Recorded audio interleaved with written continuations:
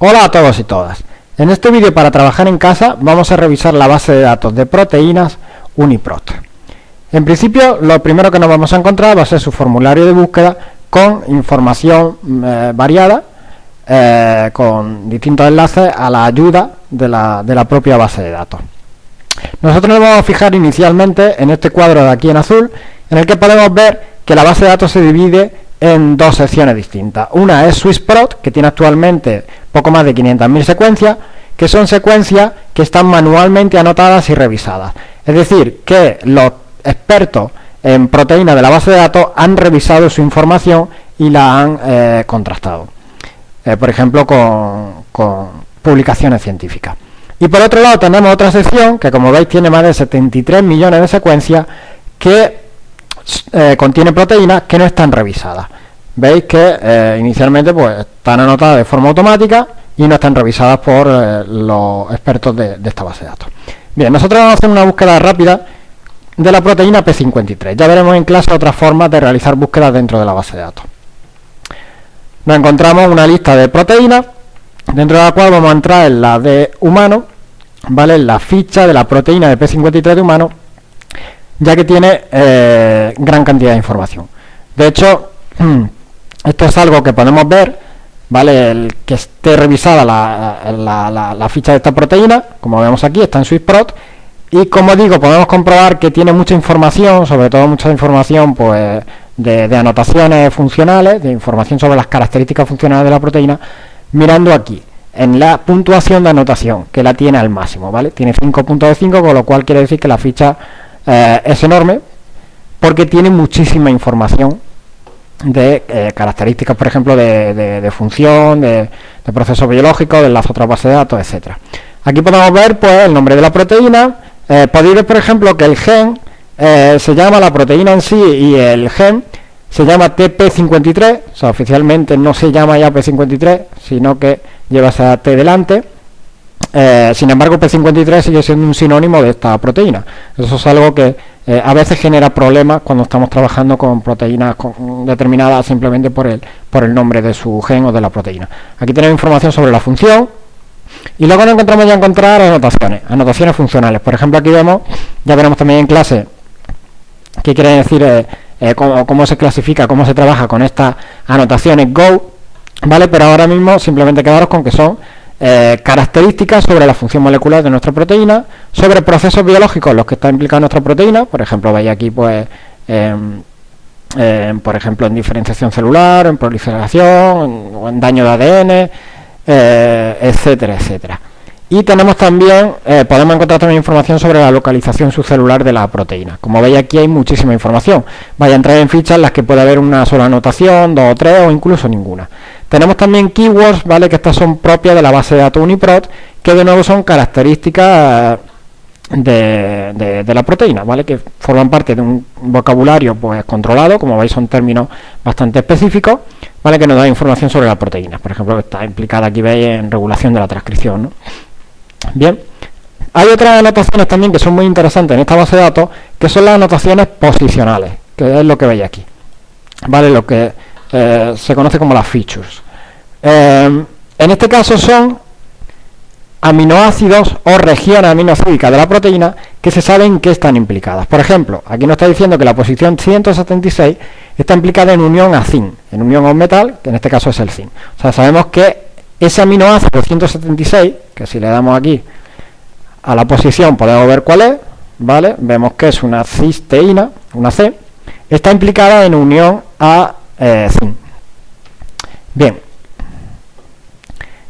Además de posiciones concretas dentro de la proteína, como decía antes, podemos ver regiones. Aquí tenemos, por ejemplo, una región de unión a DNA, que va desde la posición 102 a la 192, ¿vale? Sabemos que esta región de aquí está implicada en unión a DNA, ¿vale? Tanto estas anotaciones como estas de aquí generalmente vienen acompañadas, sobre todo en UniProt y en Go también, de lo que se conocen como códigos de evidencia. O sea, ¿por qué se sabe que esa anotación es así? O sea, ¿por qué sabemos que esta región se une al DNA?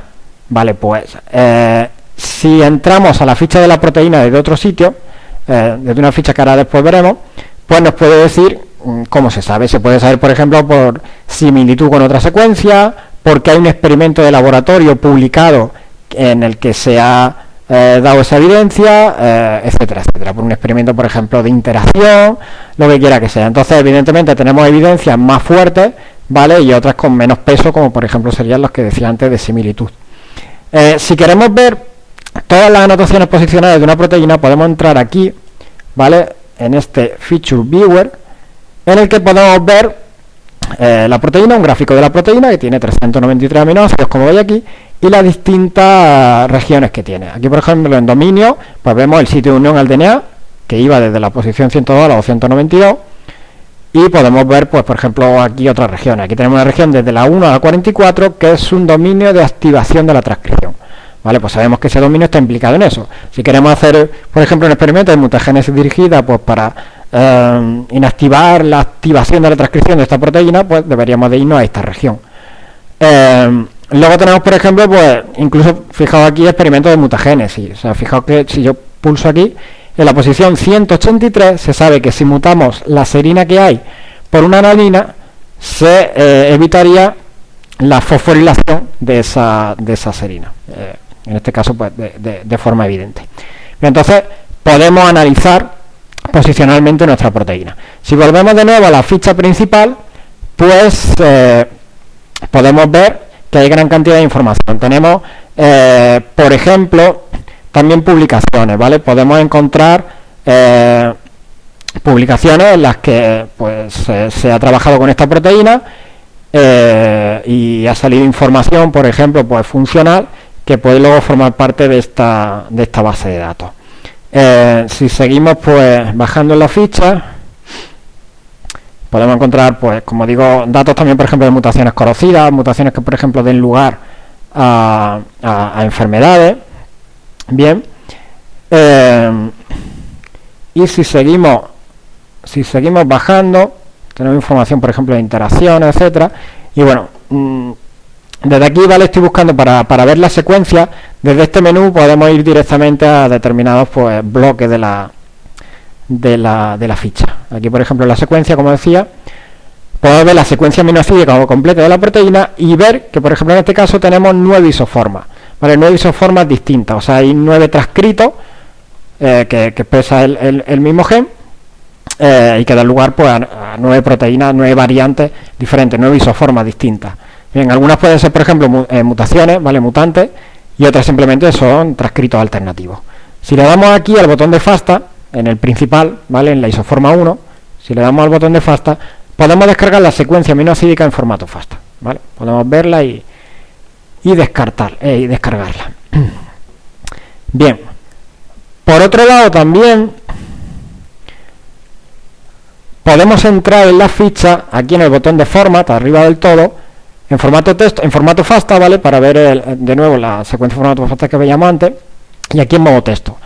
En modo texto tendríamos la ficha completa, pero digamos que la forma en la que está almacenada en esta base de datos. Lo que pasa es que nosotros vemos una interfaz gráfica, ¿vale? Mucho más bonita, mucho más amigable, pero realmente la ficha está guardada en este formato. Nosotros nos podríamos descargar esta ficha, o nos podríamos descargar la base de datos entera en este formato, y ahora, por ejemplo, con comandos de Linux o con programas propios, podemos analizar la ficha o la base de datos entera. Si nosotros queremos acceder, por ejemplo, al identificador de la ficha, lo tenemos aquí, es el campo que empieza por ID, o aquí tenemos el campo que empieza por AC. AC normalmente viene de la session number, ¿vale? Es el identificador único que tiene siempre una proteína. En este caso, esta proteína tiene varios accession number porque seguramente se han ido fundiendo fichas en una sola, entonces se han mantenido los accession number. Cualquiera de estos accession number, cualquiera de estos AC, este es el principal, pero los otros también nos permiten llegar a esta ficha.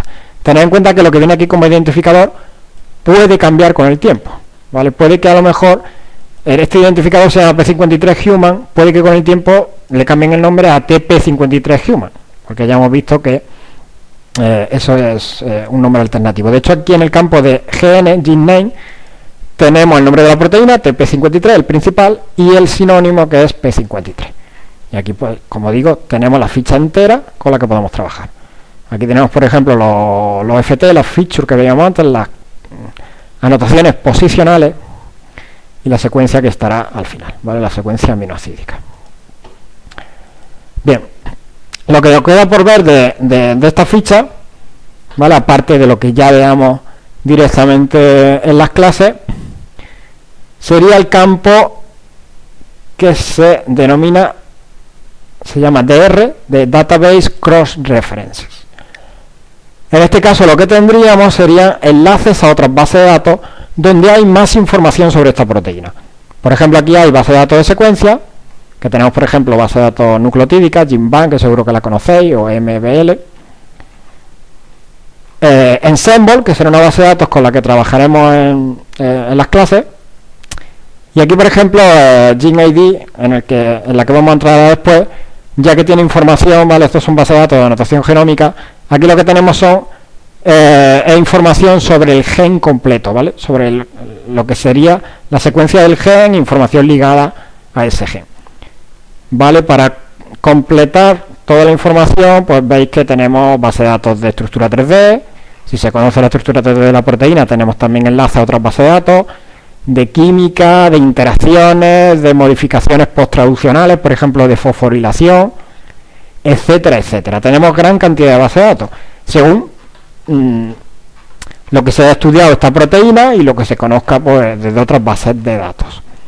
Nosotros, como decía, vamos a entrar en la base de datos GenID, bien, que la teníamos aquí. Y fijaos, si yo pulso aquí, pues se va directamente a la base de datos GenID, que está en el NCBI, y en esta base de datos podemos ver información sobre el gen, ¿vale? Sobre lo que es la secuencia del gen y toda la información accesoria que se pueda tener. Aquí veis de nuevo pues que el nombre del gen es TP53 y que tiene muchos nombres alternativos, ¿vale? Esto es importante saberlo. Y aquí, por ejemplo, si pulsamos en el enlace de GenBank, pues nos va a abrir una ficha con la secuencia nucleotídica de este gen, ¿vale? Lo veis aquí. De hecho, lo que nos está abriendo en realidad es la secuencia, la ficha del cromosoma 17 de Homo sapiens. Nosotros deberíamos de buscar aquí, ¿vale? Porque aquí seguramente va a haber varios genes. Veis que hay un gen que se llama WRAP53, aquí está TP53, este es el nuestro, pero luego puede haber otro. Nosotros el que nos interesa es este de aquí, TP53. Y aquí también tenemos pues mensajeros, por ejemplo, la información del ARN mensajero del gen. Estos son los distintos transcritos, ¿vale? Alternativos, los distintos CDS. CDS viene de Coding Sequence, ¿vale? Secuencia codificante. Y abajo que tenemos la secuencia completa. Si nosotros quisiéramos, por ejemplo, descargarnos la secuencia por ejemplo, desde aquí, de la proteína, podríamos aquí pulsar, ¿vale? Dentro de nuestro gen P53, aquí lo que tenemos son las coordenadas de los distintos exones que forman parte de esta secuencia codificante de esta proteína. Si pulsamos, por ejemplo, aquí, podemos entrar en la ficha de la proteína, ya no de UniProt, sino de la base de datos del NCBI, ¿vale? Que se llama RefSeq. Y desde aquí, por ejemplo, podemos entrar también aquí en CDS. Aquí abajo veis que se abre una ventanita y si le damos a FASTA podemos descargarnos el CDS correspondiente a esta proteína, o sea, el Open Reading Frame. Fijaos que comienza por una TG de la metionina y finaliza por un codón de stop.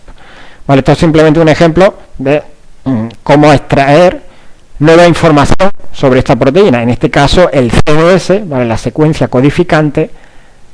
Fijaos, en este caso concreto, de la variante 7, de la isoforma 7 seguramente, el transcrito número 7 de esta TP53.